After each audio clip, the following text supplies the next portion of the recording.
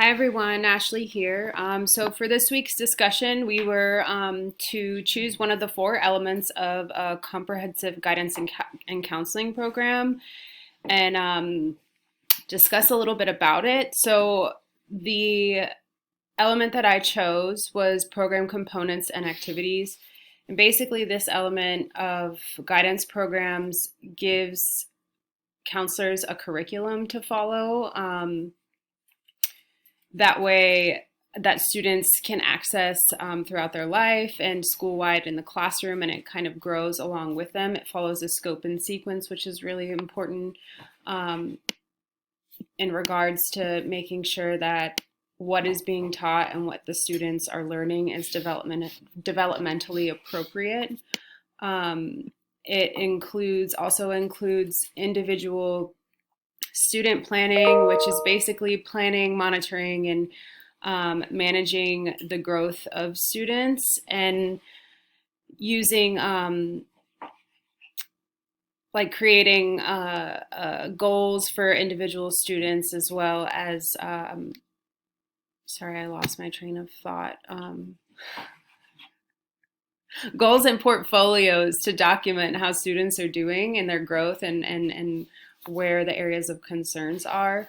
Program components and activities also includes responsive services and how counselors respond to students who are displaying some sort of crisis, or there's some concerns with some students, so how they respond to that. And then it also includes systems of support, and so how we're supporting the teachers and the general education and the curriculum development. What are we doing to provide teachers and staff development, giving them information about what we're doing. And then it also touches on how we distribute our time throughout these different services that we're providing with kiddos.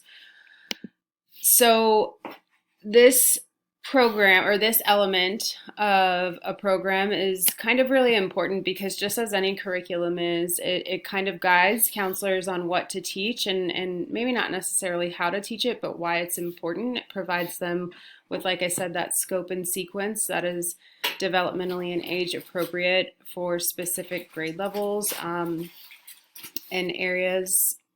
I also think having certain systems regarding your responsive services and how you do distribute your time is really important, because, as I was going to discuss, that's something that I've seen in schools. When that's not provided, counselors tend to be drawn all over the place, or when that's not in place, when time is not distributed evenly, or counselors are responding to crisis all the time. They're not able to meet with their other students, or they miss groups, so there's lack of consistency, and then there might be a lack of growth.